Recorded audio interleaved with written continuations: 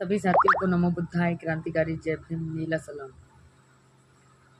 बहुजन समाज में जन्मे हुए संत गुरु महापुरुषों के चरणों में मैं नमन करती हूँ।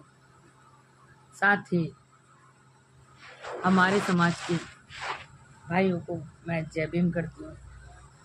साथियों, कुछ मुद्दों को लेकर मैं ये वीडियो बना रही हूँ। जैसे कि आप सभी लोगों को पता है,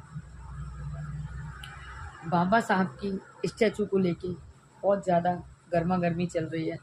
चाहे तो ग्वालियर हाई कोर्ट हो, चाहे वो चिनौर का हो, चाहे वो अदर जगह का हो। मैं अपने भाइयों से ये कहना चाहती हूँ, जब हम बाबा साहब की मूर्ति लगाते हैं तो विधिवत तरीके से क्यों नहीं लगाते? क्योंकि हम इधर संविधान की बात करते हैं और इधर हम कहते हैं कि हम संविधान को मानते हैं, लेकिन बगैर परमिशन के बाबा साहब की मूर्ति लगा देते हैं। फिर समाज को संघर्ष करना पड़ता है। जैसे कि हमारा चिनौर में जो 14 दिन का संघर्ष रहा है, वो उस चीज़ से हमने बहुत कुछ सीखा कि कुछ समाज में दलाल भी हैं जो सिर्फ बाबा साहब के नाम पर राजनीति करते हैं। चिनौर की जनता को, माताएं बहनें एवं पिता तुल्य बुजुर्ग और हमारे जाटव समाज के सभी बाबा साहब के अनुयायियों को मैं जय भीम करती हूँ कि उन्होंने 14 दिन जिस तरीके से एकता दिखाई, ना कोई पार्टी ना कोई संगठन, ये हमारे लिए बहुत बड़ी जीत है। जिस तरीके से हम समथिंग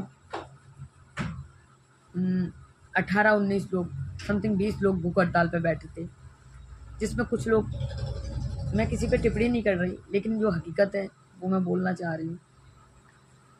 हमने उस आंदोलन में बहुत कुछ खोया। इसलिए खोया, मेरे सुरेंद्र दंडोतिया जी के, हम लोगों के 2 आंदोलन रहे हैं। 2 आंदोलन, एक तो संत शिरोमणि रविदास आश्रम और एक चिनौर में अम्बेडकर पार्क। दोनों में हमने भूख हड़ताल की, दोनों में हमने जीत पाई। लेकिन हम लोग अपना बताना चाहते हैं, हम संविधान को मानते नहीं, फॉलो भी करते हैं। जिस तरीके से ग्वालियर कलेक्टर एसपी महोदय जी ने विधिवत तरीके से बाबा साहब की प्रतिमा को विधिवत तरीके से लगाया, तो ये हमारे समाज के लिए बहुत ही गर्व की बात है। और साथ में कुछ लोगों ने भ्रांतियां फैलाई थी, तो मैं आपको बता देना चाहती हूँ, हमारा उद्देश्य मूर्ति लगाना नहीं है,